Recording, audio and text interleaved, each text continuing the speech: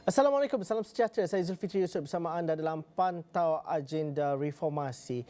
Isu mengenai 3R, bercerita mengenai Akta Hasutan dan juga pendakwaan kepada Menteri Besar Kedah Datuk Seri Mohamad Sanusi Makno antara perkara yang menjadi tumpuan dan juga perbualan dan perdebatan dalam kalangan masyarakat. Itu yang kita bincangkan dalam Pantau Agenda Reformasi pada hari ini. Tapi sebelum itu saya bawakan beberapa berita yang ada kaitan dan juga hubung kaitnya antara satu sama lain, di mana antara yang terbaru ialah Ahli Parlimen ASEAN untuk Hak Asasi Manusia APHR mendesak kerajaan Malaysia untuk meminda Akta Hasutan yang disifatkan sebagai senjata, yang menurut mereka disifatkan sebagai senjata kepada pemerintah untuk menyerang pihak pembangkang. Menurut APHR, klausa-klausa yang disebut di bawah akta berkenaan adalah tidak jelas dan bermaksud yang terlalu luas. Ini merujuk kepada kes Menteri Besar Kedah Datuk Seri Mohamad Sanusi Makno, di mana APHR memberitahu walaupun suatu pandangan itu dianggap kasar bagi setengah pihak, namun sekiranya ia disuarakan dalam suasana aman, ia tidak seharusnya dijadikan sebagai alasan untuk didakwa di bawah akta berkenaan. Ini adalah satu kenyataan yang dikeluarkan oleh APHR yang mengatakan bahawa kerajaan seharusnya mengimbas kembali bagaimana akta tersebut digunakan ke atas mereka sewaktu berada di blok pembangkang untuk menunjukkan komitmen kerajaan terhadap hak asasi dan kebebasan bersuara. Di mana APHR pada masa yang sama turut menzahirkan keprihatinan terhadap penahanan ke atas pengarah pilihan raya Perikatan Nasional itu. Sementara itu, ini berita mengenai terdapat keperluan untuk mewujudkan satu unit terselaras antara agensi penguatkuasa dan penyedia platform media sosial bagi menangani isu berkaitan dengan 3R yang berkaitan dengan raja, agama dan juga kaum. Ini kata Menteri Komunikasi dan Digital Fahmi Fazil. Kata beliau, agensi terlibat termasuk Suruhanjaya Komunikasi dan Multimedia Malaysia MCMC selaku agensi di bawah Kementerian Komunikasi dan Digital KKD dan juga Polis Diraja Malaysia PDRM. Katanya perkara itu dicapai dalam satu perbincangan bersama agensi berkenaan dan penyedia platform media sosial semalam bagi memastikan tidak ada pihak yang cuba mengambil kesempatan untuk meraih sokongan politik dengan menyalahgunakan isu berkaitan 3R sepanjang tempoh pilihan raya negeri PRN. Jelas Fahmi kerajaan tidak mahu ada bibit-bibit perpecahan akibat sentimen perkauman sempit menggunakan hujah yang dianggap sebagai keagamaan ekstrim atau memperlekeh, memperolok, hina dan hasut rakyat untuk tidak menghormati institusi raja. MCMC dan PDRM sebelum ini dilaporkan akan mengkaji keperluan menubuhkan unit khas bagi meneliti kes-kes berkaitan 3R susulan data Pusat Kewartawanan Bebas CIJ berhubung PRU15 selain melihat isu berkenaan semakin membimbangkan. Fahmi dalam pada itu menjelaskan kerajaan terutama pihak berkuasa tidak akan berkompromi dan akan mengambil tindakan tegas terhadap mana-mana pihak yang memainkan isu berkenaan khususnya dalam media sosial. Sekiranya tidak mahu memansuhkan Akta Hasutan, maka definisi hasutan dalam akta tersebut perlu diberikan tafsiran yang lebih jelas. Pakar Undang-Undang Datuk Profesor Madya Dr. Wan Ahmad Fauzi Wan Hussein berkata, ketika ini tarifan terlalu longgar menimbulkan keliruan dalam kalangan masyarakat, bahkan juga di pihak mahkamah. Sebab itu saya mencadangkan kalau kita ingin mengekalkan Akta Hasutan, kita kena perihalkan, kena ilustrasi kepada akta tersebut. Supaya jelas. Kata hari ini, kadang adakah benda itu menghasut? Kan? Adakah benda itu menimbulkan kebencian? Sejauh mana kebencian? Jadi, apabila kita terlampau umum, dia akan melibatkan tafsiran yang boleh dikelirukan. Dan akhirnya bila dibawa ke mahkamah, mahkamah sendiri susah untuk membuktikan niat. Sebab suatu kesalahan jenayah bukan sahaja perbuatan itu bersifat jenayah, tetapi mesti bermotifkan jenayah. Menurut Wan Ahmad Fauzi, matlamat asal Akta Hasutan diperkenalkan iaitu untuk membendung ancaman komunis tidak lagi wujud ketika ini. Bahkan ancaman terhadap kedaulatan Raja-Raja Melayu dan kedudukan orang Melayu juga tidak lagi wujud. Beliau berpendapat walaupun undang-undang ini masih relevan, namun ia tidak mampu menyelesaikan pertikaian dan permasalahan yang berbangkit dalam konteks semasa. Jadi kalau kita lihat isu ketika itu dari sudut penentangan Ketua Agong, isu ketaksetiaan begitu tinggi, begitu jelas. Tapi pada hari ini saya rasa tidak berhadapan dengan isu ketara kesalahan. Beliau berkata demikian dalam program Agenda Awani pada Selasa. Ada dua isu di sini. Satu ialah isu 3R yang berkaitan dengan raja, agama dan juga kaum. dan satu lagi cerita pasal mengenai akta hasutan. Tapi saya ingin bawakan diskusi hari ini apabila Menteri di Jabatan Perdana Menteri Undang-Undang dan juga Reformasi Institusi Datuk Seri Azalina Osman Said baru-baru ini mengatakan bahawa kerajaan sedang mengkaji untuk mewujudkan satu lagi akta baru bagi menghukum pihak yang mempermainkan isu 3R daripada aspek sivil. Untuk mengulas mengenai perkara ini, saya bersama dengan Peguam Arik Zakri. Terima kasih Cik Arik kerana sudi bersama kami dalam pantau agenda reformasi pada hari ini. Mungkin ada sebilangan masyarakat agak lemas dan juga keliru dengan apa yang berlaku pada hari ini. Satu perkara pokoknya ialah isu berkaitan dengan 3R. Satu lagi perkara ialah berkaitan dengan akta hasutan. Ini berkait juga dengan pendakwaan oleh Menteri Besar Kedah baru-baru ini. Tapi keduanya saling berhubung kait antara satu sama lain. Dan Datuk Seri Azalina Osman Said juga mengatakan bahawa perlunya melihat kepada akta baru untuk mengawal selia dan juga menghukum mereka yang mempermainkan isu 3R. Bagaimana kita dapat fahami kekusutan dan juga keseluruhan perkara ini? Agak teknikal bunyi bagi orang biasa seperti kami. Tapi sebagai peguam, Cik Arik, bagaimana kita memahami apa akta sedia ada yang ada, apa kelemahannya dan juga mengapa kita perlukan satu lagi akta baru yang dikatakan oleh Menteri di Jabatan Perdana Menteri ini? Pokoknya ialah hak kita untuk menyuarakan pandangan dan pendapat. Di bawah Perlembagaan Persekutuan, hak kita untuk bersuara dijamin di bawah perkara 10 perlembagaan kita. Namun demikian, Parlimen diberikan kuasa untuk mewujudkan undang-undang bagi mengawal selia ataupun menyekat kebebasan bersuara bagi beberapa tujuan. Antara yang penting ialah demi keselamatan negara. Jadi selaras dengan itulah sebabnya dikuatkuasakan akta hasutan. Antaranya ialah untuk memastikan keselamatan negara dan keharmonian antara kaum. Walaupun ia adalah satu undang-undang pra-merdeka. Jadi bagi nak menerangkan, 3R tu merujuk kepada race, religion and royalty. Iaitu agama, raja dan kaum. Jadi adakah mana-mana komen berkenaan dengan kerajaan ataupun dasar kerajaan? Kalau ada orang kritik kerajaan, automatik diambil tindakan. Tidak. Sebenarnya ada banyak penghakiman oleh banyak mahkamah yang telah menerangkan perkara ini. Antara yang banyak dipetik ialah keputusan yang amat mulia Raja Azlan Shah almarhum dalam Oiki Sek, di mana telah dibincangkan perkara ini. Sekiranya suatu penyuaraan atau kritikan terhadap dasar kerajaan adalah bertujuan untuk memperolehi suatu perubahan ataupun satu reform, maka dikatakan bahawa ucapan itu adalah selamat. Ucapan ataupun penerbitan itu selamat. Tetapi mahkamah akan menilai fakta-fakta kes dan bahan bukti yang dikemukakan untuk melihat sama adakah ada apa-apa unsur yang jahat selain daripada itu. Jadi mahkamah akan lihat sekiranya didapati bahawa ucapan itu mempunyai kecenderungan menghasut, iaitu untuk menyebabkan kekacauan ataupun menimbulkan rasa benci satu kaum dengan satu kaum yang lain, ataupun daripada rakyat kepada institusi raja atau mana-mana agama misalnya.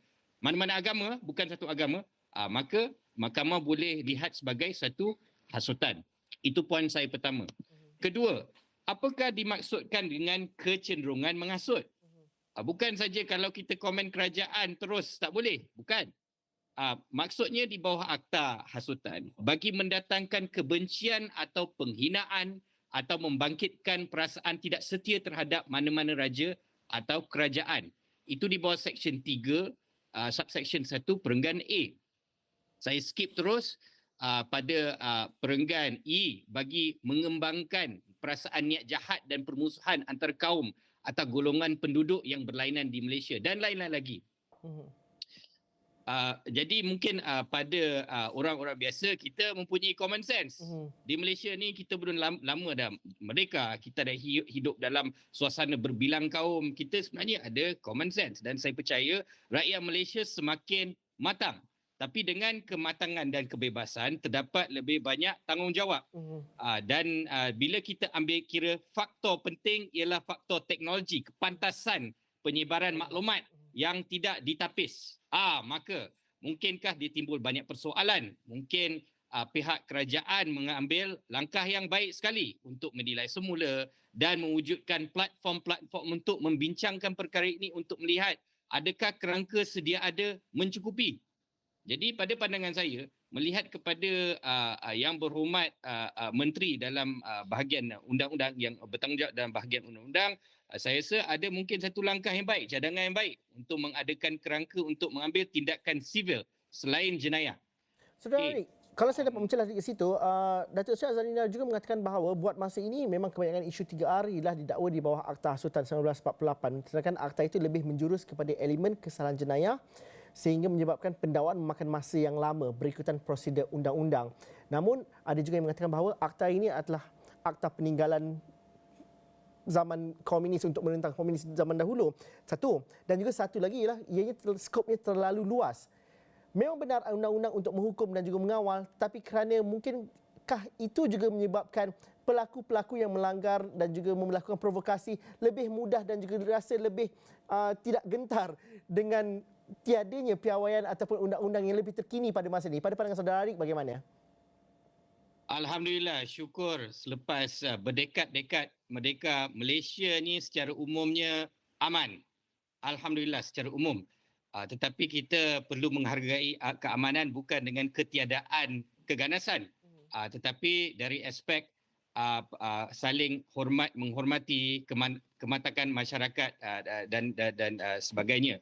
Jadi bagi melihat aspek itu, undang-undang jenayah ni merupakan satu-satunya bentuk undang-undang yang boleh menzahirkan, boleh saya kata bukan antagonisme, tapi rasa tidak puas hati masyarakat terhadap suatu tindakan. Dan sejak merdeka lagi, dengan melihat kepada sejarah bagaimana terbentuknya Malaysia, tanah Melayu, Malaysia dan sebagainya, kita menghargai masyarakat kita yang harmoni dan stabil. So oleh demikian kita prioritize undang-undang jenayah. Tetapi hari ini dengan kematangan masyarakat kita, adakah masih sesuai kita menghukum dengan undang-undang jenayah yang boleh mendatangkan hukuman penjara saja? Yang mana seperti saudara menyatakan tadi dan yang berhormat menteri telah membuat observation, memang undang-undang jenayah mengambil masa yang lama dari proses siasatan dan pendakwaan dan sebagainya. Tapi yang menarik, ada orang kata, alamak tak siasat lepas 3 hari terus tangkap kan. Tapi proses jenayah ni kita menghormati sistem due process. Due process bermaksud setiap orang dianggap tidak bersalah sehingga dibuktikan sebaliknya. Setiap orang, dan ini adalah suatu hak diberikan sama rata kepada semua orang, tak kira VIP ke orang biasa ke. Kalau pihak kerajaan melalui pihak berkuasa tangkap dulu, siasat kemudian, mahkamah dia akan bagi chance kepada pihak yang dituduh itu.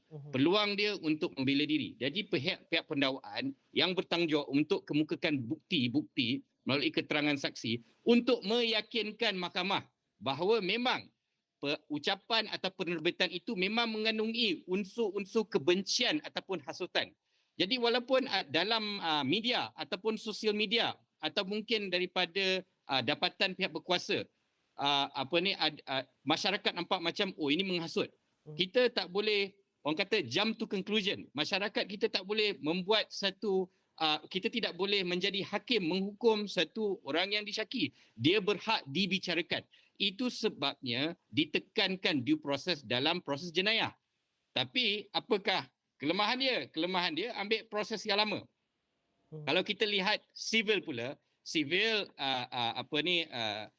pihak yang menuntut itu biasanya agensi, dia boleh memohon injunksi untuk memberhentikan satu tindakan sementara, dan dia boleh menuntut dan supaya pihak defendant yang disaman ni boleh selesaikan kes di luar mahkamah dengan terma-terma yang mungkin disenangi oleh pihak defendant. Asal dia minta maaf, tutup mulut, tidak mengulangi lagi, dia rasa lebih selesa untuk settle, untuk selesaikan kes. Mungkin tanpa pengakuan liability dan sebagainya. Berbeza dengan jenayah. Jenayah orang takut dan orang tak nak mengaku salah, takut masuk jail. Dan bagi ahli politik, dia takut kena denda RM2,000 atau lebih. Jadi hak dia akan dilucutkan.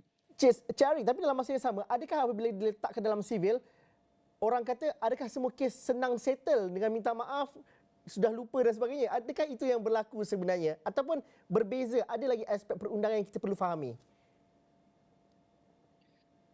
Secara umumnya sivil ni sebenarnya nampak tak keras macam jenayah lah. Itu kita kena mengakui lah. No matter what we call it, kita kata sivil ni ada unsur penalty dan sebagainya. Sebenarnya jenayah lagi keras. Tapi sivil ni kita harap dapat diselesaikan lebih cepat dan kita dapat menggertak pihak defendant dan memenuhi lain-lain objektif kerajaan. Tapi jenayah ni, saudara, ada satu lagi unsur. Kadang-kadang sebab dia banyak bergantung kepada budi bicara pendakwa raya. Pendakwa raya dia ada budi bicara, dia nak tuduh, dia boleh tuduh. Dia nak tarik balik, dia boleh tarik balik kes. Menimbulkan persoalan juga. Settle luar mahkamah ke? Tapi it is based on, pada saya satu perkara yang baik sebab bila kita tambah kuasa sivil, dia boleh menyokong dan meluaskan lagi skop penguasaan oleh pihak kerajaan supaya dia ada options lah. Mungkin dalam situasi A lebih sesuai jenayah, situasi B lebih sesuai sivil. Dan ni bukan benda baru, Cik. Kalau kita lihat kepada Suruhanjaya Security, kita lihat kepada LHDN, banyak agensi lain dah lama guna sivil. Justru dalam hal ini kita melihat kepada pematuhan dan juga akhirnya kepada mengurangkan hate speech ataupun isu yang berkaitan dengan 3R ini. Tapi saya nak berhenti lihat seketika dahulu. Selepas ini saya nak bincangkan, sekiranya akta baru ini diwujudkan, bagaimana kita melihat engagement dan juga pemahaman secara menyeluruh satu perkara dan juga satu jaminan supaya ianya dihormati dan tidak isu-isu 3R ini dijadikan modal untuk provokasi, untuk atas nama kebebasan bersuara dan sebagainya. Bagaimana juga kita melakukan perbandingan dengan negara-negara lain, contohnya Datuk Seri Azalina ada menyebut mengenai akta yang hampir sama di Singapura, Akta Keharmonian Kaum. Kalau di Thailand juga ada akta yang termaktub sendiri mengenai raja-raja dan sebagainya. Itu mungkin kita bincangkan sebentar lagi. Kita berhenti lihat seketika dahulu. Kita jumpa lagi selepas ini.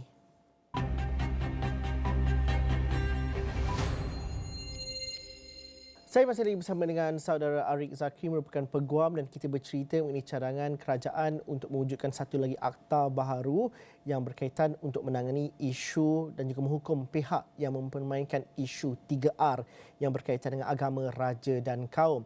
Saudara Arik, terima kasih kerana masih lagi bersama dengan kami. Bagaimana proses untuk penggubalan dan juga engagement yang perlu dilakukan supaya akta yang bakal diwujudkan yang dimelihat daripada aspek sivil ini lebih menyeluruh dan juga resilience untuk tempoh-tempoh yang mendatang dengan mengambil kira konteks negara kita yang pelbagai kaum dan juga utuh untuk 20, 30 atau 50 tahun akan datang. Kerana cabaran keharmonian kaum dan sebagainya sesuatu yang mencabar dari masa ke masa. Dan bagaimana kita melihat bahawa ini perlu dilakukan secara menyeluruh oleh pihak yang menjaga undang-undang dan juga penggubalan akta ini. Saudara Arik. Saya difahamkan YB Menteri akan merujuk pelbagai stakeholder dan pihak yang berkepentingan. Dia akan merujuk kepada berbincang dengan Majlis Peguam, beberapa NGO dan lain-lain pihak. Saya percaya dan saya berharap juga akan dirujuk misalnya jabatan-jabatan yang berkepentingan dari aspek agama, kaum, publication dan lain-lain civil society. Saya rasa itu tindakan yang betul. Jadi melihat kepada cara penggubalan undang-undang yang lain, rasanya on the right track lah. Tapi dari segi inti kepada undang-undang ni dia istimewa sikit sebab isu hasutan ni dia melibatkan kebebasan bersuara yang selaras dengan dan menyentuh kepribadian masyarakat kita dan kematangan kita. So dia bukan sesuatu yang kita boleh simply control masyarakat. Kita boleh dictate kepada masyarakat. Sebab nak ke tak nak, saya masih meyakini rakyat Malaysia kebanyakannya ada common sense. Ada keinginan untuk hidup secara bermaruah dan harmoni. Cuma ada segelintir je yang atas dasar yang mereka tahu sendiri, dia masih ingin test the limits. Mungkin ada niat yang pada mereka, ada niat yang baik yang ingin diperjuangkan. Cuma mereka seharusnya mungkin dapat dapat sedikit pencerahan ataupun nasihat undang-undang lah. Apakah limit dan apakah risiko. Mungkin mereka tidak dapat nasihat undang-undang. Dia selamba je cakap apa dia suka tanpa memikirkan akibatnya. Ataupun dia memberi publication tanpa disemak dulu. Ada ke unsur yang sensitif? Tapi saya rasa orang Malaysia sepatutnya ada common sense lah. Pada masa sama ada yang saya tidak menafikan ada, dan di negara-negara maju yang freedom of speech belaka semua pun ada yang masih niat jahat yang ingin atas dasar nak mendapat political capital, scoring political points. Dia saja nak meraih simpati ataupun dia memang ada kesengajaan untuk mensebarkan kebencian antara di seluruh dunia ada orang manusia begitu. Dan kalau kita tidak ada backup, kita tidak ada senjata untuk menangani perkara ini, lebih baik kerajaan menggunakan kuasa yang sedia ada di bawah undang-undang kepada pendakwa raya, kepada agensi berkuasa, kepada SKMM. Kalau tidak, we don't want nanti masyarakat akan collapse. Dia akan ada pelbagai rusuhan. Saya tidak mahu menamakan nama lah, tapi di negara ASEAN ni ada 1-2 negara yang terkenal dengan rusuhan kaum. Bukan di ASEAN lah. Dan it's already out of control. Dan ini antara negara yang paling secular, paling freedom of speech, paling basic structure. Tapi saya harap Malaysia kita tidak sampai level begitu. So kita kena approach this with responsibility dengan penuh tanggungjawab. Saudara Arik, kalau saya dapat mencelah dekat situ, satu perkara kita mengakui dan juga menjadi rahsia umum di kalangan masyarakat bahawa yang mempermainkan dan juga benar-benar kehadapan dalam provokasi yang melibatkan isu 3R ini, mereka yang ada political mileage ataupun terlibat dalam bidang politik. Itu dalam konteks kita di Malaysia. Kita perlu akui suka atau tidak suka. Begitu juga dengan peringkat global seperti mana saudara Arik katakan tadi. Justru, bagaimana kita nak memastikan bahawa ruang lingkup undang-undang yang sedia ada dapat menangani provokasi yang melampau ini. Dalam masa yang sama, dengan keadaan pertentangan politik yang begitu kuat, pembuat dasar dan juga pelaksana undang-undang juga perlu melakukannya dengan cukup baik supaya keadilan itu benar-benar dapat ditegakkan dan tidak dianggap dengan konotasi negatif oleh pandangan masyarakat teramai hanya kerana ianya berlaku dalam spektrum politik. Maaf, saya kena mengulangi. Saya masih meyakini dengan common sense dan keseimbangan rakyat Malaysia. Saya rasa generally orang Malaysia ni bukan orang yang nak cari pasal. We are generally an okay Asian culture society. It doesn't matter kita ni orang Melayu ke, kita ni orang Islam ke, Cina ke, India ke, Kadazan, Dusun. Generally kita punya values ni bagus, insyaAllah. Tapi like I said, those yang nak score political match, saya percaya mungkin ada sekelintir yang dia sanggup ambil risiko pergi jail. Dia suka dituduh mahkamah supaya dia kekal relevan dalam bidang politik. Itu memang that is the bread and butter. Dia suka je. So macam mana kita nak elakkan?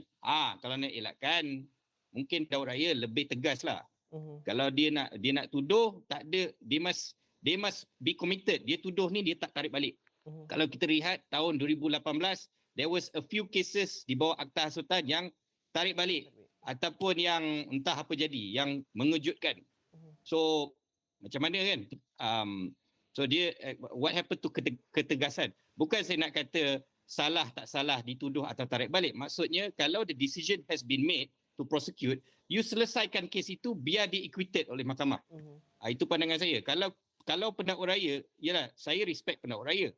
Memang tanggungjawab dia besar. Tapi kalau dia tuduh and then tak tuduh ataupun tarik balik, rakyat pun confused. Is this political prosecution ke macam mana? Kenapa parti ni kena, parti tu tak kena? Bila parti ni naik kuasa, orang yang dulu kena, yang ni tak kena. We want to avoid this confusion. So, kalau pendakwa raya dah pilih untuk tuduh, finish the case sampai habis. Doesn't matter change of AG ke change of government. Sampai habis. Kalau court nak acquit, biar dia acquit. Itu pandangan saya sebagai peguam. Dan itu juga mungkin perdebatan yang masih lagi berlangsung pada ketika ini, tapi itu perbincangan kita akan lakukan dari masa ke masa. Kita rujuk pakar dan juga kepada mereka yang lebih arif mengenai perkara ini. Terima kasih Saudara Arik kerana sudi bersama kami dalam pantau agenda reformasi pada hari ini. Terima kasih juga kepada anda yang mengikuti kami. Ada pandangan, ada cadangan, teruskan bersama kami di platform digital kami, di media sosial kami di Astro Awani. Assalamualaikum dan salam sejahtera. Kita jumpa lagi.